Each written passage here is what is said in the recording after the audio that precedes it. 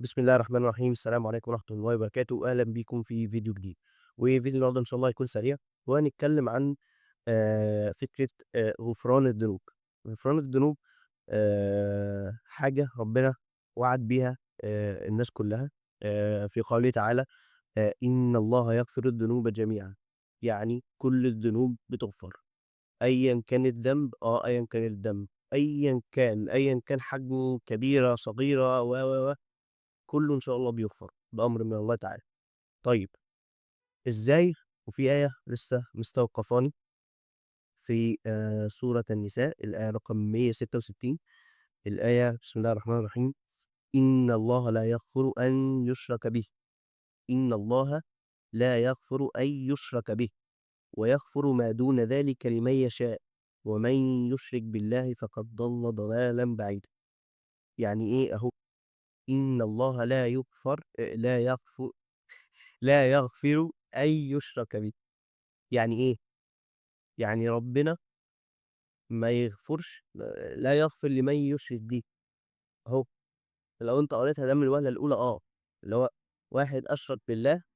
الشرك ده الشرك يعني الشرك من أعظم الأعمال، مش من أعظم الأعمال، أعظم الذنوب، يعني وِحِش، يعني حاجة سيئة جدًا، ده أوحش حاجة، أوحش level في الذنوب أنت ممكن تعمله، كبير أكتر من الزنا، يعني أنت متخيل؟ فإن الله لا يغفر أن يُشرك به، ويغفر ما دون ذلك، يعني يغفر أي حاجة تاني غير ده لمن يشاء، ومن يشرك بالله فقد ضل ضلالا بعيدا، اللي هو أنت ضال جدًا، جدًا، اللي هو الشخص المشرك ده. طيب إزاي بقى؟ إزاي الكلام ده؟ وفي نفس الوقت في آية إن الله يغفر الذنوب جميعًا. هنا الحالة دي لو أنت قريتها دلوقتي من الوهلة الأولى زي ما إحنا قُلنا كده، المشرك ده خلاص شكرًا يا باشا، أنت ما لكش توبة، ما لكش حاجة، أنت خالد في النار. لأ، طبعًا إيه، الكلام ده مش صحيح. الكلام ده في حالة إن الشخص ده أشرك بالله، أعوذ بالله يعني، أشرك بالله ومات على الشرك، مات على الشرك. هنا الآية التانية تلاقيها معانا في نفس المعنى، الآية بتاعة إن الله يغفر الذنوب جميعًا. هنا الآية تبدأ اللي هو أيوه صح، خلاص كده يبقى إن الله فعلًا يغفر الذنوب جميعًا. ال الجزئية دي الناس دايمًا بتقع فيها، اللي هو فكرة إيه، خلاص المشرك ده لا توبة له، لأ، لو مات على الشرك، إن مات على الشرك ده فعلًا خلاص كده شكرًا، ده ذنب ما يغفرش، وده شخص ضال، أعوذ بالله. ولكن طول ما أنت عايش، طول ما أنت عايش في الدنيا دي، طول ما أنت عايش في الدنيا دي، باب التوبة مفتوح، أيًا كان نوع الذنب. هل إحنا جايين نتكلم النهارده عن الشرك بعينه؟ لأ، إن شاء الله ما يعني إن شاء الله فكرة إن أنت تشرك بالله دي شيء، يعني أعوذ بالله طبعًا شيء نادر جدًا، وفي حياتنا العادية مش موجود.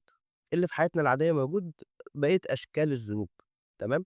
فاللي أنا جاي أوريه لك إن أنت شوف أكبر ذنب ممكن تعمله في حياتك إنك تشرك بالله، ده أكبر ذنب أنت ممكن تعمله، وربنا برضه بيقبل توبتك ليه. ربنا لو أنت تُبت توبة نصوحة، ممكن نعمل فيديو عن إزاي تتوب فعلًا، يعني شروط التوبة، التوبة ليها شروط. آآ طبعًا من ضمنها إن أنت تكون ندمان فعلًا، في حاجات كتير جدًا طبعًا إيه، في شروط التوبة، ولكن اللي هو تخيّل فعلًا اللي هو واحد أشرك بالله، أعوذ بالله يعني أشرك بالله، أنت متخيّل؟ حاجة كبيرة أوي، حاجة كبيرة أوي. ربنا يتوب عليه عادي، يتوب عليه طول ما هو لسه حي، طول ما هو لسه حي، و وأعطى الله توبته سبحانه وتعالى، خلاص كده أنت شكرًا، ما كأنك ما عملتش حاجة يا عم، عادي ربنا غفر لك ذنبك. فمهمًا كان وحاشة ذنبك، ومهمًا كان بشاعة ذنبك، ومهمًا كان أنت اللي هو أنا شخص وِحِش أوي من جوّه، أنا باعمل ذنب وِحِش أوي، أوي، واللي هو أنت بتعمله دايمًا بشكل متكرر، في ذنب أنت يعني متمسك فيه، أو هو اللي ماسك فيك نقدر نقول، وأنت مش عارف تسيبه، مش عارف تسيبه. هل خلاص كده؟ هل أنا شخص سيء؟ الذنب وِحِش، بس طول ما أنت عايش توب. توب واغلط، توب واغلط، بس مش توب واغلط اللي هو توب واغلط فعلًا، لأ، يعني توب ولو نَفْسك ضعيفة، النَفْس كده ضعيفة، ما تحاولش إن أنت تختبر نَفْسك بالعافية، النَفْس ضعيفة. فأنت خلّيك حاطط في دماغك كده وحاطط جواك أنا شخص ضعيف، أنت ضعيف، مهمًا كنت قوي جسديًا أنت ضعيف من جوّه، قلبك من جوّه ضعيف، النَفْس ضعيفة.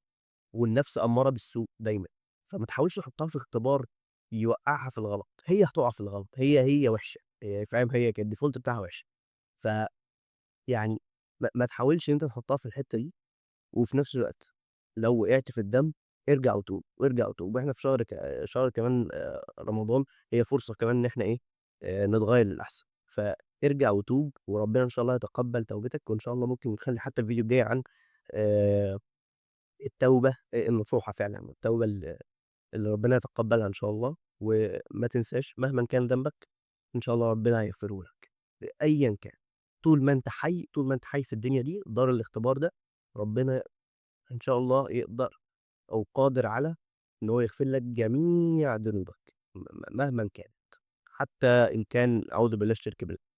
فبس كده، شكرًا إنك شُفت الفيديو، وأشوفكم الفيديو الجاي، والسلام عليكم ورحمة الله وبركاته.